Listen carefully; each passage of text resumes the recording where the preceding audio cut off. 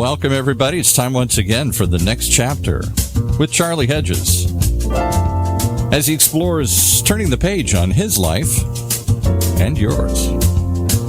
Hey, Charlie. Hey, Paul.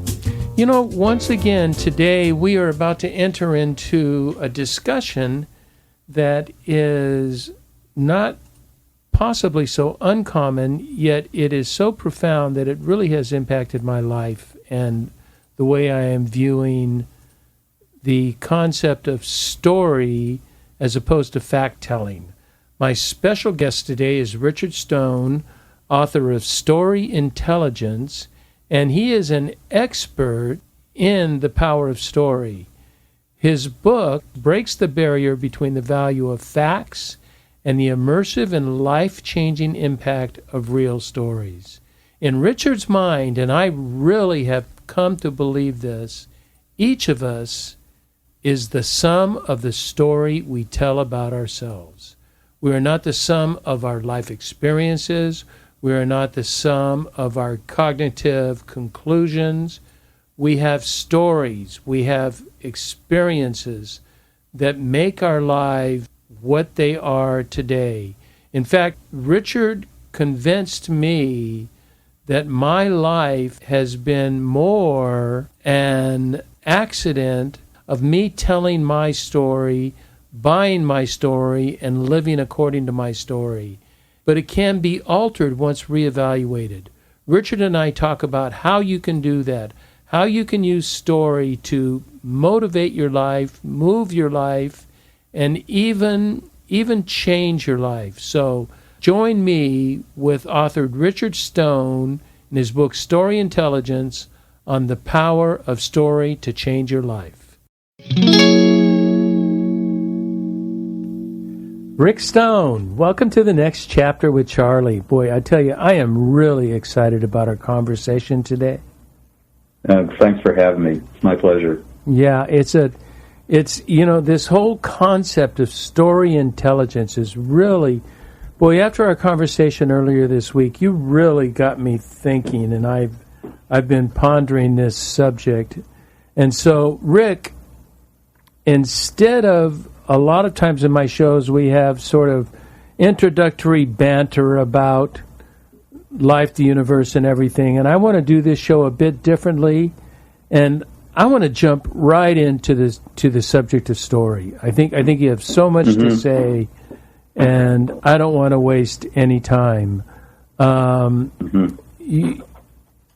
You possess what I call an undeniably truthful view of life and the essential nature of life's story. You have convinced me, as much as anything else, the essence of our life and of our business life is communicated by story even more than facts. And we live in a world that loves facts, but facts don't motivate, don't inspire, don't sell.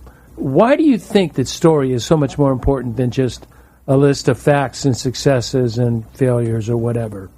Well, it has a lot to do with our history, going back probably hundreds of thousands of years, and we've been sitting around fires for a long time, especially in the winter months. And what do? Is we tell about the events of what happened that day and what we observed and what we experienced. And I think that probably our brains evolved in such a way that they are keyed into story. And in fact, there's a lot of research that's suggesting our brains are literally wired for story. And so human beings are immediately connected to story. And, one of the things I say to people, if I say once upon a time the cow jumped over the moon, no one jumps up and objects. I don't care. Even I have a panel of scientists and engineers sitting in front of me. No one says, wait a second, cows can't jump over the moon. They can't much less jump over a fence, or how would they breathe up there? They ask, well, what happened next? And so our brain is hungry for story. And if you look around, it's not surprising that the entertainment business is so successful, and billions and billions, maybe even trillions of dollars of business is done in the in the making of and buying of stories. And what do? Is we have time off, we immediately immerse ourselves in a story, whether it's reading a book or watching a movie or whatever it is. We're keyed in for story, and there's a suggestion that our brain is actually, if you think of the software of the brain, our brain is actually waiting to hear a story, and there's a thing called narrative schema, and just quite simply, it's the structure of a story. There's an initial event, and the setting is described, and there's a statement of a goal by a protagonist, or there's a problem that's created, and the protagonist responds to that problem, and then there's complicating action, whereas maybe they solve that problem, it leads to a bigger problem, and then finally there's a resolution and a reaction to the outcome. Our brain is looking for that, and if we don't give it to the brain wanders off somewhere else. So, if those of you who sat through lectures in college or whatever, we were able to somehow meter and look at how much people are really attending to what's being said. Probably if we could see people were thinking, oh gosh, did I leave the stove on this morning when I walked out the door? And how am I going to manage picking up the kids at 5 o'clock and then getting the dry cleaning and also buying dinner? And, we're off all over the place. But if the person in front of us is telling a story, none of that happens. We're absorbed. So we have to understand this is the way we're wired. We see our lives as a story. Every business and organization, it has a story, whether they recognize it or not, whether the leaders embrace that or not. And the more we begin to really come to grips with the fact that we are storied creatures, and that's what defines us, I think the better off we'll be, because once we understand that, then we're better equipped to be not only creators of stories and good stories that can be impactful in our lives, but also we can be better discerners of stories and consumers of stories, and not necessarily hear a story and immediately accept it prima facie that it's a true story. So that becomes, I think, a crucial skill set. And that's why we say that we have story intelligence, is that because of this, and because we are so attuned to this phenomena of story, those who are more conscious of it and more intentional, I think, can be more effective and probably more successful with their lives. It's really that's a long-winded answer there. No, yeah, but it was very insightful. It's funny when I do shows like this, and when I'm doing a professional sort of speaking, I lean away from story and I lean more to the facts. Here's what we're doing. This is asking intellectual questions. But when I think about my personal life, I just spent the week with my son in Cleveland, who is from San Diego but lives in Cleveland right now, and so much of our conversation is about story. He's a baseball player, and so he's telling me stories of things that are going on in the field, and I'm telling him stories. And you think our conversation, I wonder what percentage, have you researched this? What percentage of our conversation is story as opposed to fact? Well, I'd say it's very high, actually. The notion of sharing facts and information and data, that's something that somehow we've become convinced in the world of business that's the way you convince people, is give them enough data and information to convince them. And the truth is that's not very effective, and there's a lot of research on that. For example, there was a study done where they were looking at new breakthroughs in medicine and the adoption of evidence-based practices by doctors. And so the question was, if doctors have been around for a while, they've been doing the same procedure for a long time, they're very comfortable with it, how do you get them on board to consider doing something new and different? And that's always the case with most of us. How do we change our behavior and the way we see things? And so they gave one group of doctors the data, that this new procedure was much more effective.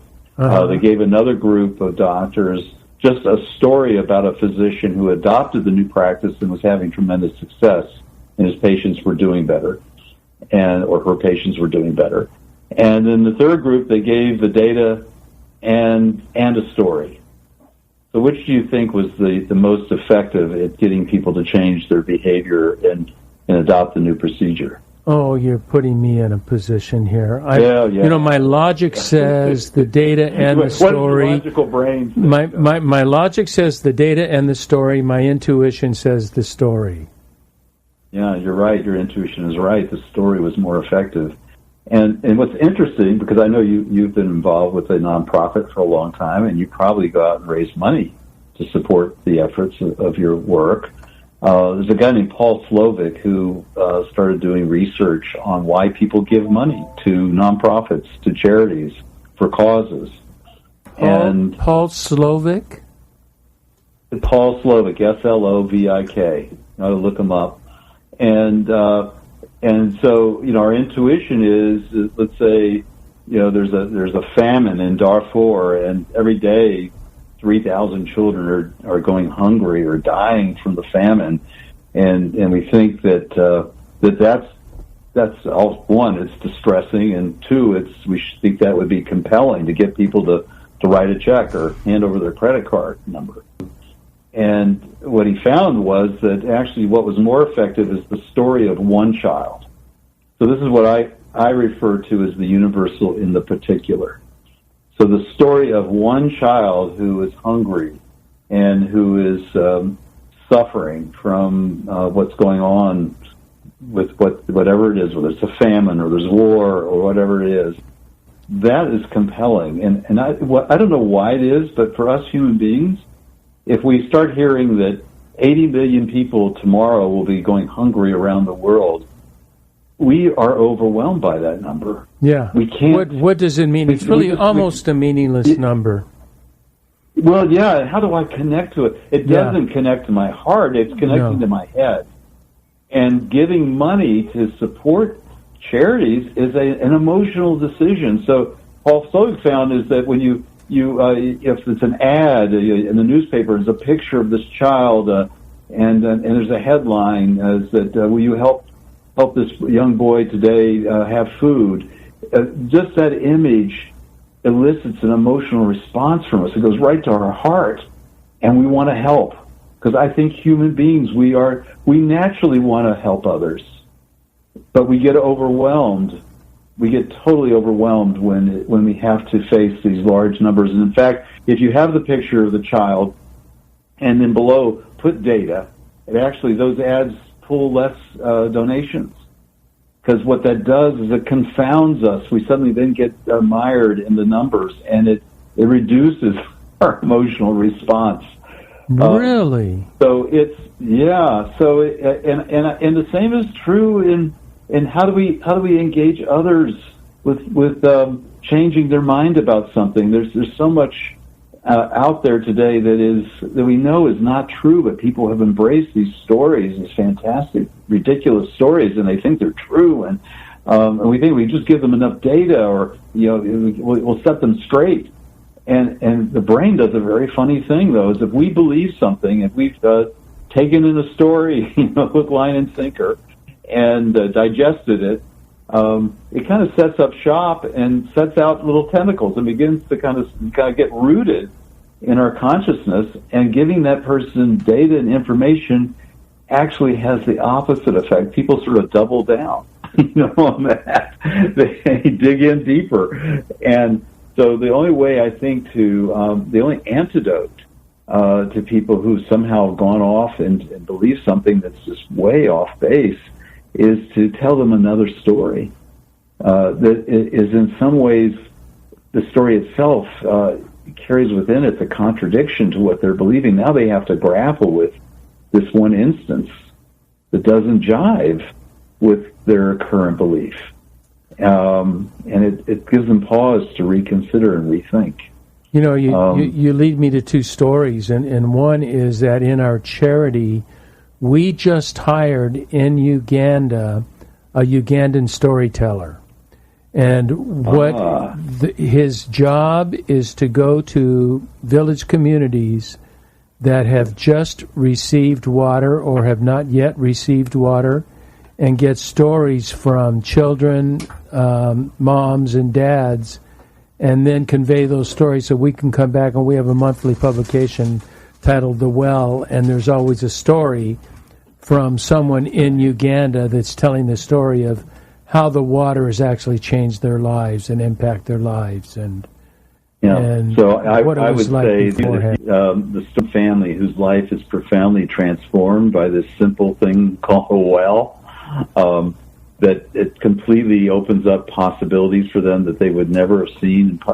That's inspiring, and or a story about a family whose life is terribly limited because they have to walk 5 miles to get water or whatever it is. Those stories will impact people and open their hearts to want to help. Yeah, I'm looking for this story that I was going to send you a story, so I have to get off of it. But it was really a wonderful story by a dad, a 59-year-old granddad, who did the 5-mile walk himself because he was afraid his children would not be able to go to school. There's danger of sexual assault. Right. There's, and the danger of the animals. And so he did it himself. And so he would walk, 2 to 5 miles a day for water, 59-year-old man, to take care of his children. And this was, it was such a moving story. It was one of the best, I sent to our producers, and it's one of the best stories we've produced. And there's another story that's offline, but off Wells. It's not offline, but I have a friend who's an attorney, is a retired attorney, and he's taken 250 cases to jury trial. And there's that's really rare that you have. That's a lot. That's really a lot. 25 is considered a lot. If you took 25 cases to trial, that's considered a lot. He's taken 250, and he's a brilliant man, and he does not believe in white privilege, and he wrote a 7-page document on why racism is not as big an issue as we're trying to make it in the country. And I want to tell you, written from facts, written just from logic, it is one of the most convincing arguments I've read. It's a terribly convincing argument, but my response was at the end, said it's a very convincing argument, but it's wrong. And I said, and you're missing one thing. And he says, what's that? And I didn't say story. I said, you didn't put a face on it. Anytime you put a face on your logical expose, you change everything. Everything is different. If there's a face, if there's a person, if there's a story involved, then your facts don't really mean a whole lot, because now you're talking about the lives of a human being.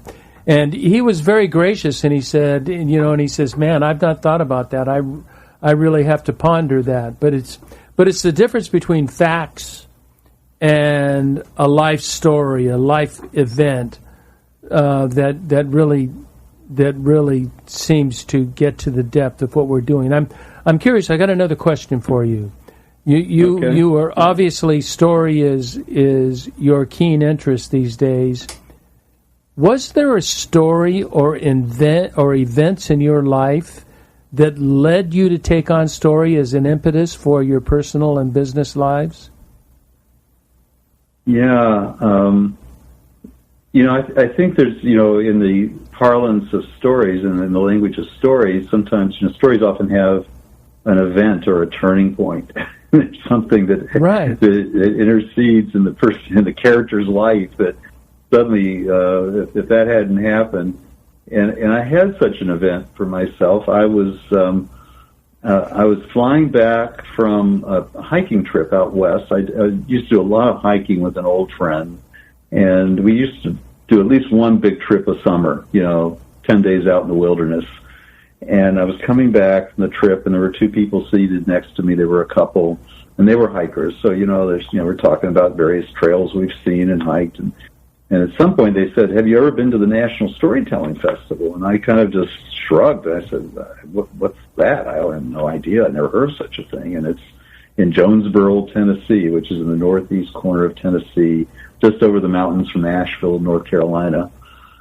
And at the time, I had been working with an organization called the Foundation for Mideast Communication that was attempting to get Jews and Arabs in a room together to get to know each other, to tell each other stories, and hopefully build connections and relationships. And when I look back on that, a lot of what we were doing was storytelling. I and another friend, Haiti Schleifer, we used to do little fundraisers and things, and we would often MC them and yuck it up. And this would have been back in the spring. Somebody said to us, you guys are so funny. You ought to do an evening of comedy. And we agreed to do that. And we spent our whole summer working on our best jokes. And come August, I invited a good friend of mine over who had a lot of theater background. I said, hey, Bob, would you come over and just around the dining table, let us sort of walk through what we're going to do and give us your feedback. And when we got done, he looked at us. He said, don't do this. You will embarrass and humiliate yourselves. So we're sitting there looking at each other. And now this event is scheduled for the Sunday after Thanksgiving. There was a nightclub in Winter Park, Florida, where I lived. And they had agreed to give us the nightclub, and we had a committee that was working on selling out the place. It seated 250 people. And I said, well, Haiti, I have no clue. Let's sleep on it.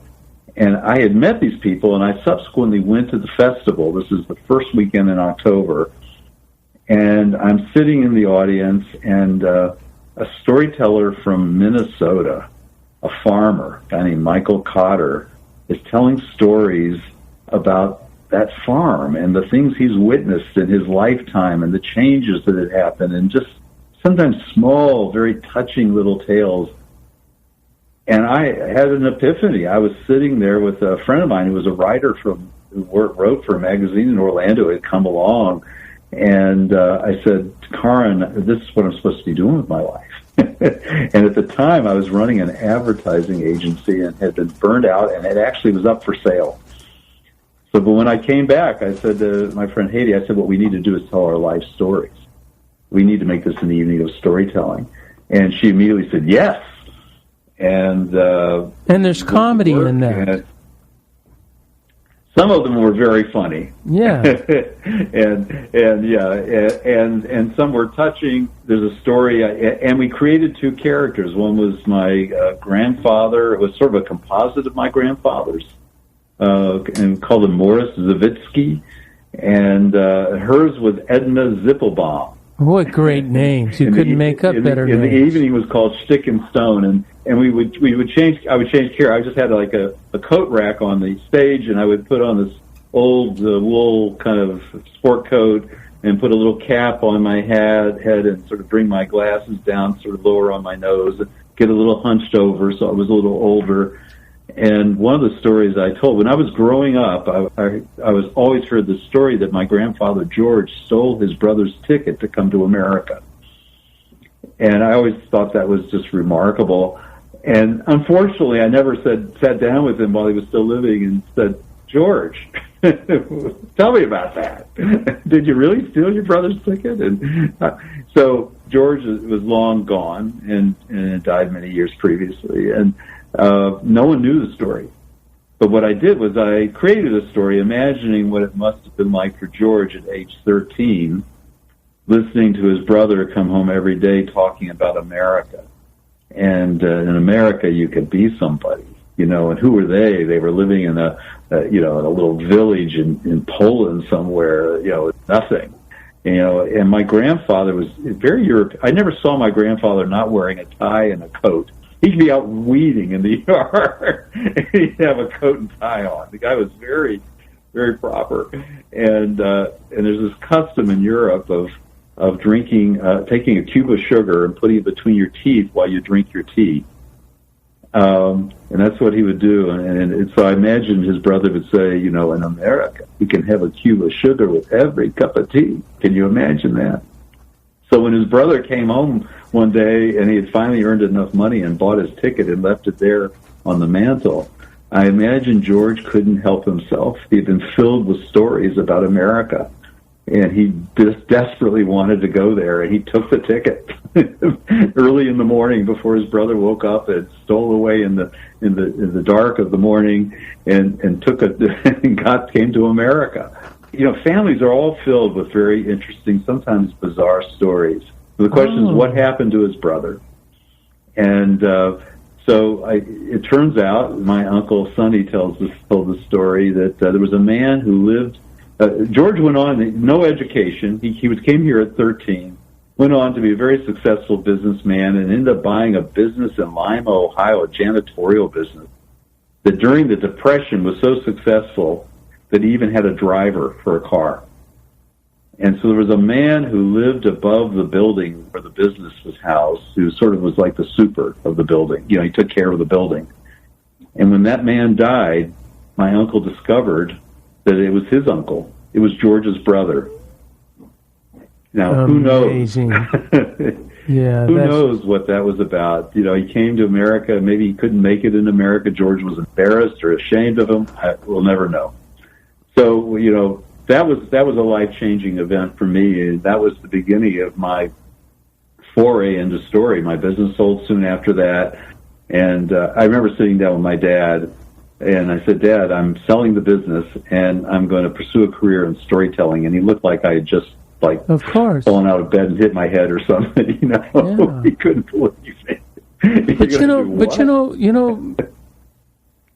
Rick, there is the truth that there's such, storytelling, consists of such defining exercises, and that I don't know if you mentioned it or I thought of it, but it was, in essence, each of us are precisely what we tell ourselves we are.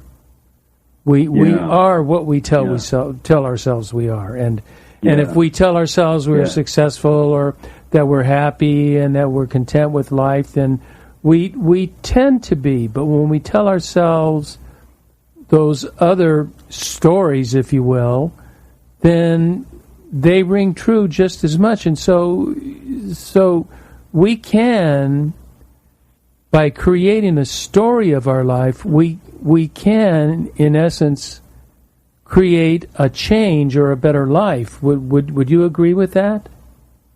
Oh, totally. I think stories they define us, and they either animate possibilities or they do limit us in profound ways. And unfortunately, we're often living inside that story, and it may not even be a story of our own making. Maybe it's a story that we digested or ingested from our parents. We were told that we would never be smart enough to do something or whatever. And pretty soon that story gets hardwired in. And it's the way we see ourselves, it's the way we see the world, and we don't even know that we're living inside that story. That story has really become a prison for us. So that's why we have to become conscious of the notion that we are living and breathing within stories, and it's incumbent upon us to unearth those. We talk a lot about treasures and trash. So I think in our past we have lots of treasures. There are lots of stories that are really we want to embrace and hold on to because they embody goodness and all kinds of positive traits. But along the way, we acquire some trash unwittingly sometimes, and it takes up shop. And so there's a wonderful author, last name Sam Keen, and this concept he has. He said the word author and authority have very similar roots, right? So whoever authors your story has authority or power in your life. And so often we're living a story that we didn't even author. And so it becomes an incumbent upon us to begin to ask the question, well, where did that story come from? Is it true? How do I know it's true? What evidence do I have that I'm not smart enough? Yeah, am I making? I'm fond of telling the story of my early childhood. It was a difficult early childhood. And it impacted me later on, and I wanted to tell you about a story of what I consider my 20s. I call it the dark decade. I was at UCLA. I was on a full scholarship in gymnastics. I was kind of like the bright and shining child. I did well in education, but I was a little bit of a rebel. I had this craziness from my childhood, and I call it the dark decade because they were a decade of sex and drugs and rock and roll. It was in the 70s. So, you can imagine what was going on. I was a full scholarship athlete that quit to become a full-time hippie. But in those dark days and times of getting in trouble, I look back at those days, and I've for so long, Rick, looked back at those days as saying, oh, what I could have been had I done something else those days. But you know what I experienced in those days? I experienced total freedom. I hitchhiked around the country for 3 months.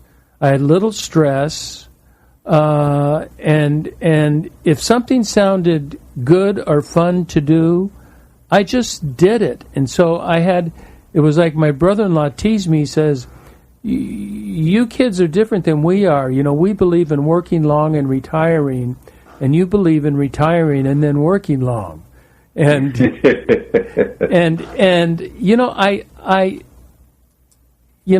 now in some ways, I'll look back on those hippie days that I robbed myself of some professional development, but the lessons I learned are irreplaceable. It made me very attentive to needs that come from the depths of my soul, and I'm not so sure this is common. I can hear. I have great communication with my soul, and with my inner thoughts, and with my intuition, and it is not always logical, but there are times it tells me this is right, this is what you should do, and I think I learned that during those dark years. So that story of those dark years is not just the story of dark years, it's a story of one heck of a lot of fun and freedom, little stress, and having a good time. It was, and then, you add to it the getting in trouble, but, that's what makes the story even more fun. But you wouldn't be who you are today if you hadn't done that. You'd be somebody else. Hadn't we agreed on that? That I think I told a friend of mine during this last week that even our darkest days, we played the cards we were dealt, and they define.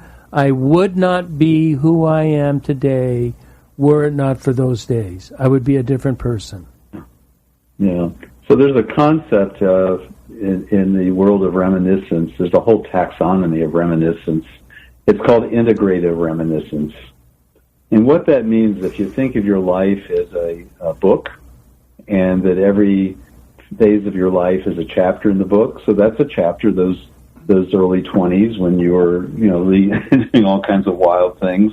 And then the question becomes, do you excise one chapter because, maybe there was something difficult or painful to do there? Or do you take a look at it as a story of what happened and, isn't that interesting?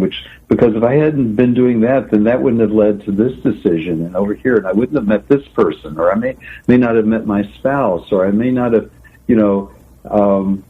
so it's easy sometimes to look with regret on the past and to regret decisions, but we can also look at it and say, oh, okay, I see how I made that decision. Oh, I see that. Okay, but I see how it fits in the tapestry of who I am. Precisely, the tapestry that's being woven in pieces. It's not being woven in a sort of a consecutive order. It's the middle, the sides, and the top are all woven in different pieces. Yeah, it's not your typical story of, I went to school, I got my degree, I went and got a job, I worked my whole life, and had 2 kids, and now I have 3 grandkids, and I'm retired now, and I get to play golf all day or something like that.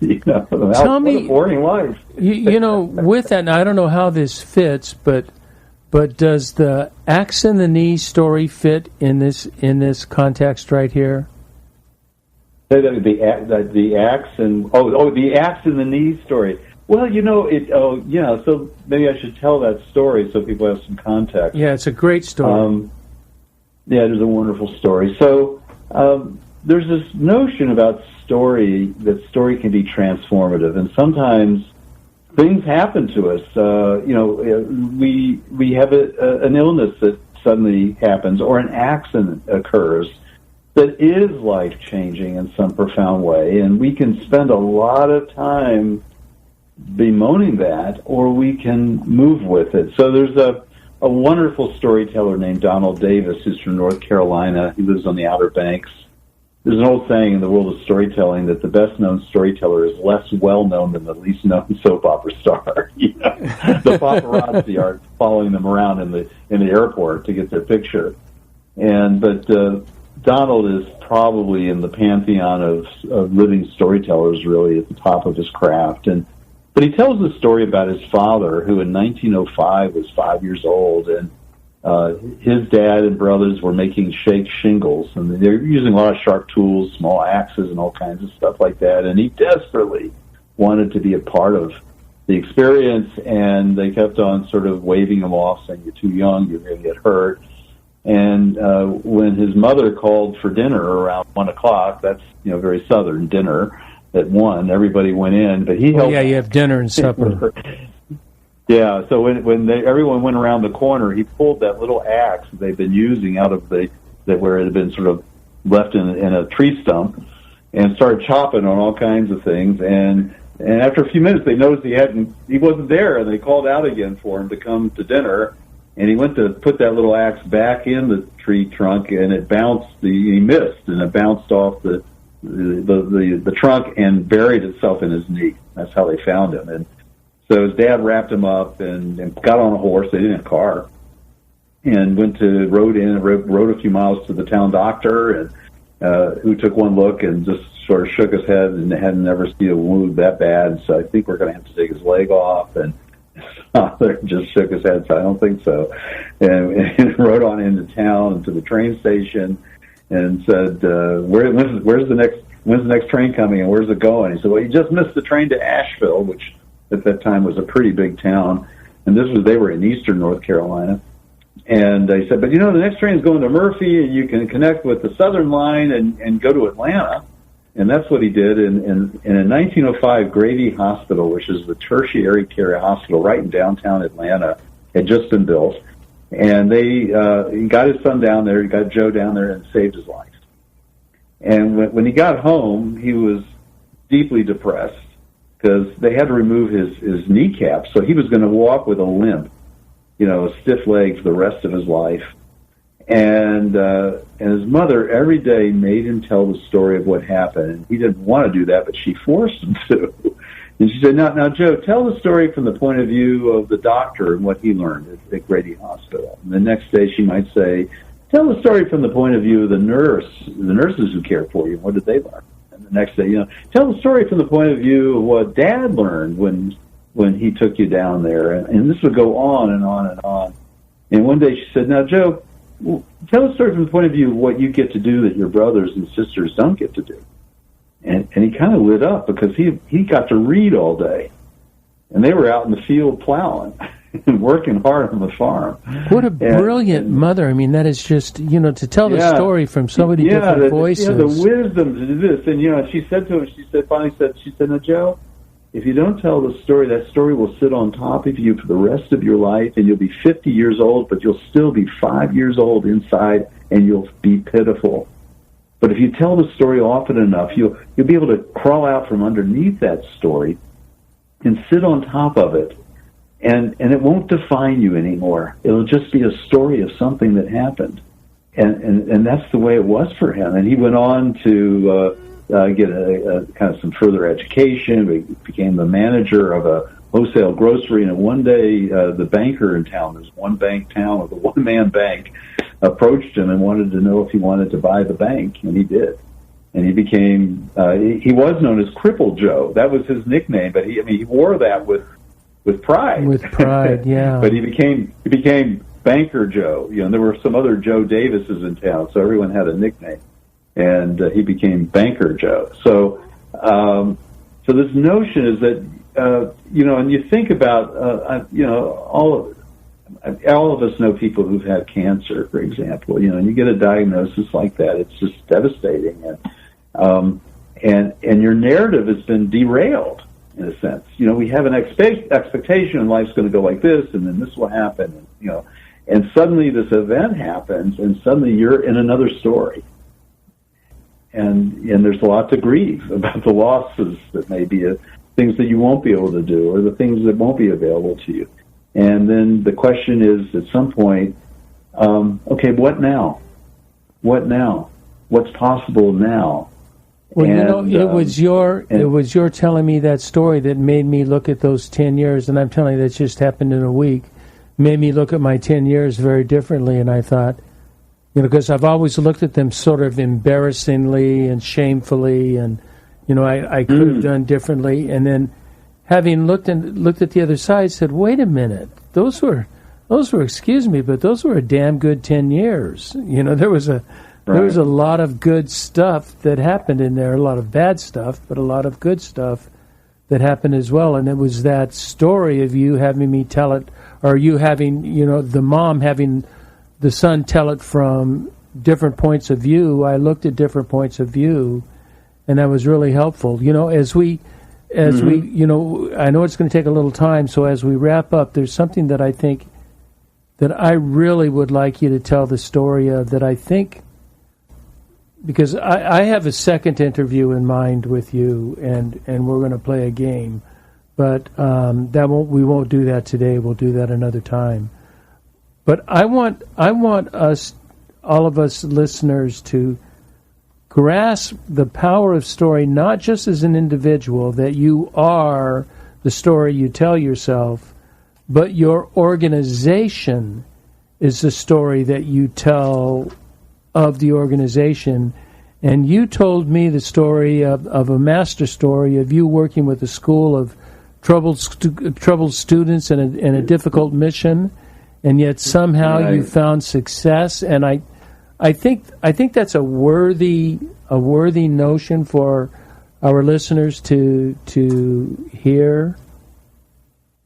Well, good, yeah. So I just was in North Carolina working with a number of schools that are labeled alternative schools. And what that means is that the kids who are coming to those schools probably got into all kinds of trouble, so much so that they decided they couldn't stay in the regular school, either they're drugs or violence. They probably all of them have some kind of learning challenges, and they're often coming out of intense poverty that's not just like Dad lost his job last month, but it's sometimes it's going on for generations. And generational poverty, yeah. Yeah, and that's a tough, they're not dealt a great hand to start with, okay? So, and sometimes organizations, schools like that, can have a very limiting story about what's possible. Both a limiting story about what's possible with the kids they're serving, and it requires a great deal of skill to work with these kids, and patience and strength and courage, because every day can be very tough. But on the same hand, the school and the teachers may also have a story that, it's a very limiting story. It's not an aspirational story that they're going to change lives. Sometimes they're just like holding pins. So one of the things that we're working on with these schools is to help them develop a bigger story, an aspirational story that is filled with possibility. Because, we were talking at the beginning of the interview, we're saying that our stories define us, and stories define organizations. And if they have a story that we can't do much with these kids, you know what? That's what's going to show up. But if they have a story that every kid walking into that school has potential, and it's our job to to figure out what their potential is and where their strengths are and how we can nurture those strengths, and we can set them on a better trajectory to give them some possibilities. That's what's going to show up. Years ago there was this pivotal study that was done that you couldn't do any longer because it involved human subjects, and there's lots of rules around that now. But in the study, they took a classroom of students who were coming in for to the new year, and they randomly put them in two groups. And they told the teacher that one of the groups was a low-performing group of students and the other group was high-performing. And this is random. This is not. It was random. So the kids, some of them, and there were low performers in that high performing group that was identified as high performing, and there were high performers in the low performing group. But sure enough, by the end of the year, the kids who were labeled high performing were doing terrific, and the kids that were labeled low performing, sure enough, they weren't doing very well. And so you couldn't do that any longer because you're impacting people's lives in profound ways. But the lesson in that for me is we essentially behave in ways that we don't even understand to fulfill our expectations. If I expect you to be really high performing, I'm gonna expect things from you, and you know what? I will elicit things from you didn't even know that you were capable of doing. And if I think that you're a low performer and you don't do too well today, I'll go, oh, well, he's not a very smart kid anyway, so I guess he did the best he could, and I won't set high expectations for you. And you know what? You'll sort of live down to the expectations, the low expectations. So organizations do the same thing. And so it's incumbent upon leaders to, first of all, ask the question, what story are we living in? And is it the best possible story we could be living in? And if it's not, then what story do we want to create that we want to be our aspirational goal? That's constantly the thing that we refer to and asking the question, are we living our story? And if not, what do we need to do to recalibrate, get back on track? And so organizations are not so different than people. And so it's incumbent upon leaders to be very cognizant of the story that they're living. I like the word aspirational, and I think there are so many, especially with generational poverty, there is no aspiration. Where do you look for hope? Because all you see is failure, or not failure. You don't see success. And how am I going to do any better than that? And aspiration is so important individually, and then corporately.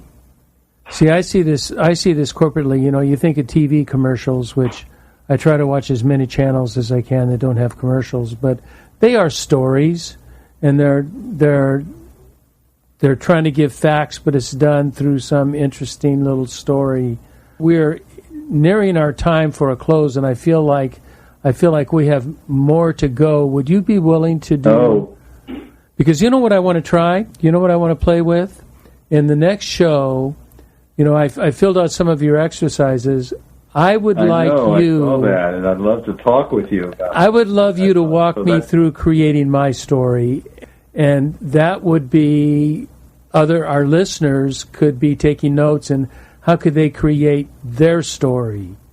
Because I have ups and downs in my life, and so let's plan. We'll do this offline. We'll plan